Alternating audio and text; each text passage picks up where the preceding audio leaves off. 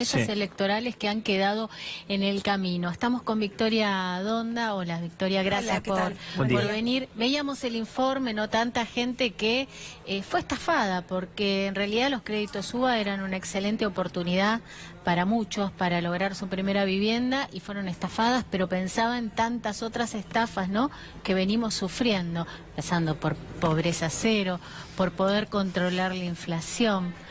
Sí, pero cuando hablas de la vivienda propia, y yo veo la casa, la llave, estás hablando de los sueños, como de lo más importante que tiene un sector de la sociedad, que era creer que iba a tener su vivienda.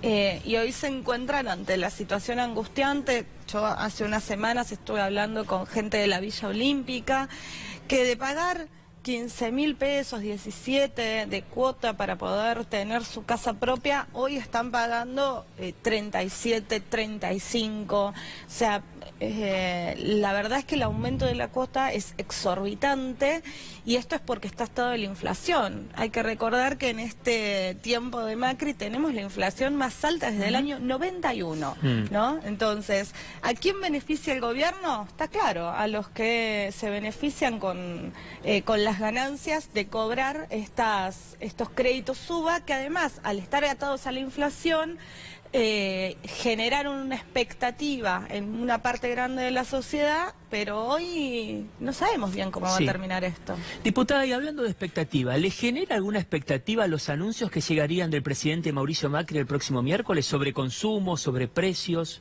No, expectativa positiva ninguna. Digo, después de haber escuchado tanto el discurso de Macri en la cena de CIPEC como el discurso de Peña en el Congreso Nacional, me parece que están como negando la realidad.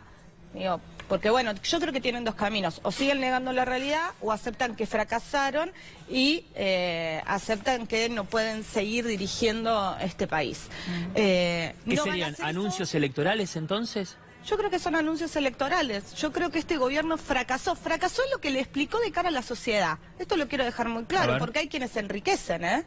O sea, con el aumento de las cuotas de los créditos UBA, los bancos están ganando un montón de plata. Entonces hay que ver a quién beneficiaron y a quién perjudicaron. Perjudicaron a toda la sociedad. ¿A quién beneficiaron? Una parte bastante pequeña de la sociedad se está enriqueciendo, y mucho, con el modelo de Macri. Bueno, de hecho, hablabas de campaña electoral. Fíjate todo el run que hay para hacer un anuncio de precios cuidados, porque están viendo a ver qué título le ponen, porque no quieren que se parezca al del anterior gobierno, para ver si lo hacen en el marco de la campaña o si termina siendo un boomerang, como todas estas últimas medidas que están tomando. Sí, porque precisamente lo que no se puede hacer es ocultar que hoy, cada vez que vas al supermercado, te encontrás con aumentos de precios.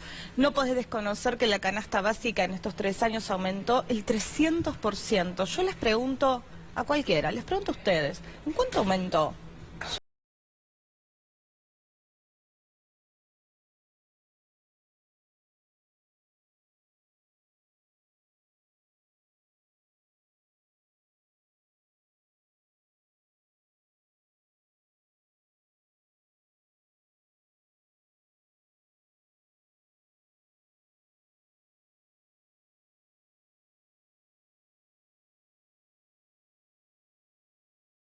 Mira, yo no sé si los acelera. Creo que hay una responsabilidad de parte de la oposición de empezar a brindar ofertas. Mucho no los ha acelerado porque estamos bastante cerca de las elecciones y todavía no sabemos. Si vos me preguntás hace 2 meses quién es el candidato a presidente, yo digo, bueno, el único que es seguro candidato a presidente es Macri. Hoy no está no seguro. está tan seguro. Claro. Y no hay como seguridad casi de ninguno, salvo de algunos hombres que salen a marcar una posición política. Felipe Solá, con quien venimos recorriendo la provincia, trabajando juntos en todo el país, en provincia de Buenos Aires, en la ciudad de Buenos Aires, armando un equipo que muestre que hay quienes nos preocupa tener una alternativa de futuro y de cambio. Es muy interesante. De cambio de cambiemos. Está bueno, hay que cambiar a cambiemos. Todo el run interno, ¿no?, que hoy está trascendiendo. De hecho, bueno, dentro de minutos se reúne Macri con Vidal, con los candidatos sin tierra, o sea, aquellos que pertenecen o se van a candidatear en la provincia de Buenos Aires en lugares que hoy no están en manos de Cambiemos. Las reuniones que fueron ayer en Casa de Gobierno, donde se sabe que, por ejemplo, el gobernador Morales le echó en cara a Marcos Peña que Durán Barba no saliera tanto en los medios. Digo, se está como viendo el run interno de esta pelea, ¿no? Que también hay ese tironeo interno en el marco de que ya no están dando tan bien los números. Ya no están dando bien los números y eso se muestra, pero a mí lo que me parece importante es que no dan los números de la gente en la casa, no te dan los números para llegar a fin de mes.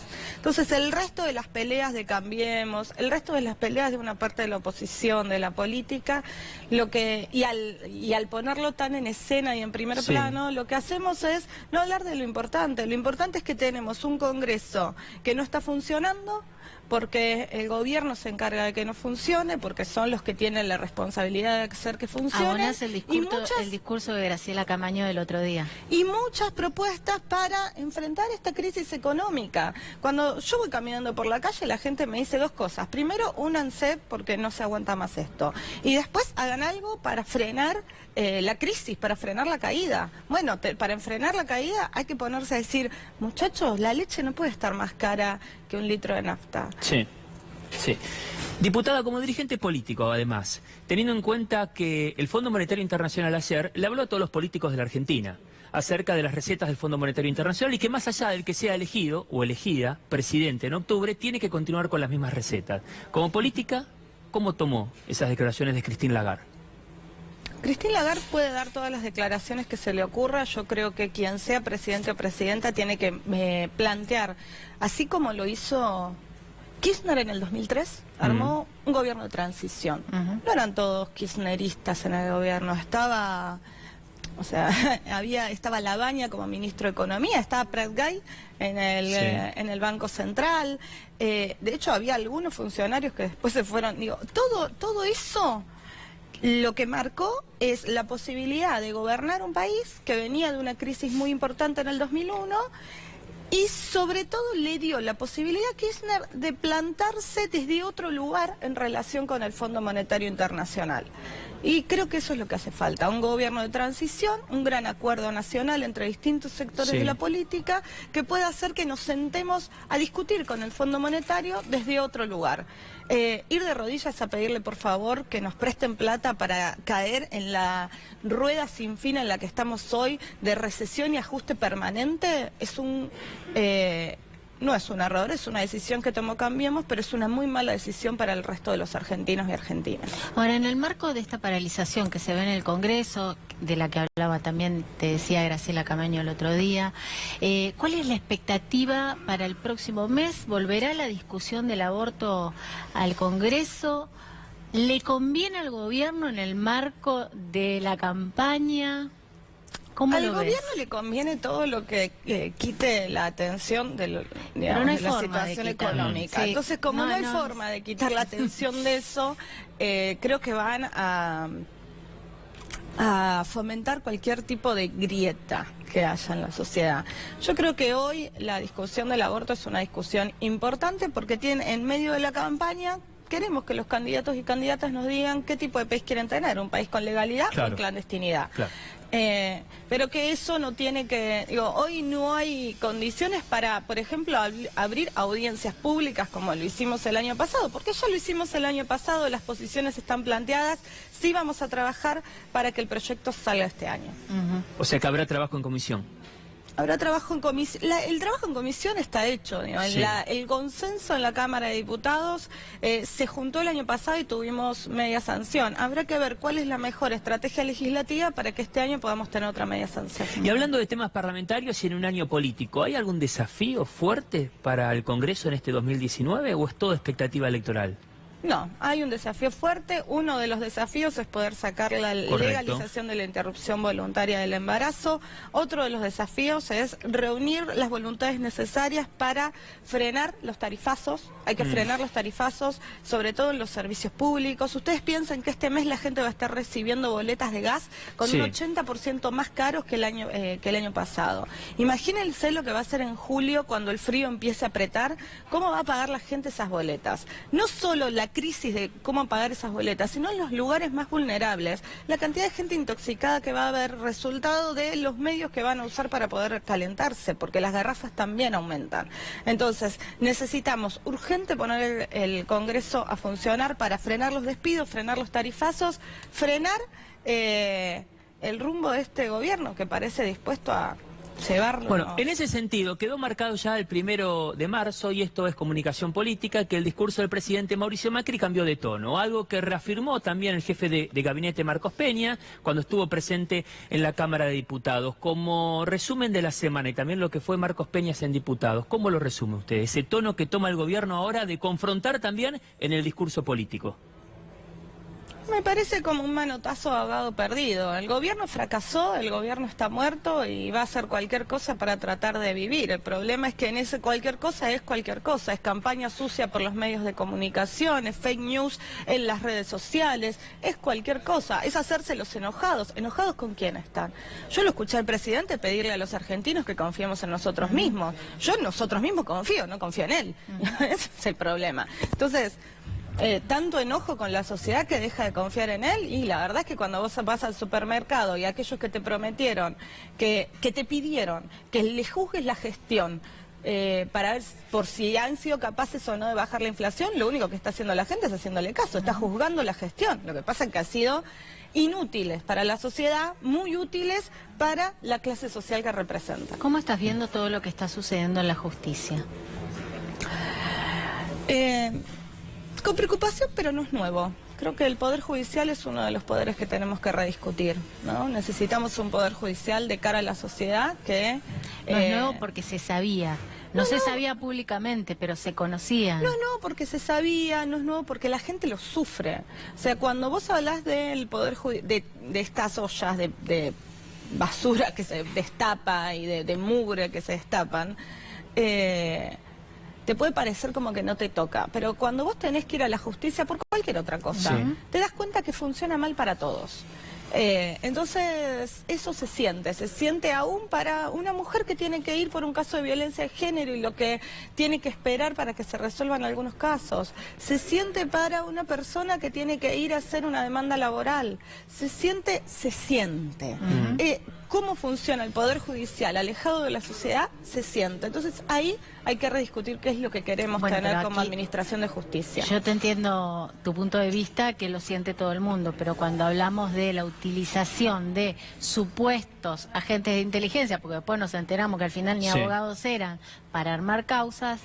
No, claro, bueno, por eso digo... y donde podrían estar implicados... Esto lo siente todo el mundo. Hasta los más altos funcionarios del gobierno, bueno... Esto lo siente todo el mundo. Los agentes de inteligencia los sabíamos todos desde hace bastante tiempo. Entonces hay que dar de cara a la sociedad, la política, un debate. Y es, ¿qué hacemos con la AFI y con la CIDE? ¿Qué hacemos? ¿Para qué la queremos? ¿La queremos para abrir carpetazos a la oposición y a propios para tenerlos agarrados? Para eso la queremos, porque yo les podría pedir a ustedes dos, que son dos personas informadas y formadas, que me digan un caso resuelto por la CIDE y por la AFI que haya sido resuelto bien. Uno solo. No hay. Entonces, ¿para qué? No digo que no la tengamos, digo, ¿para qué la tenemos?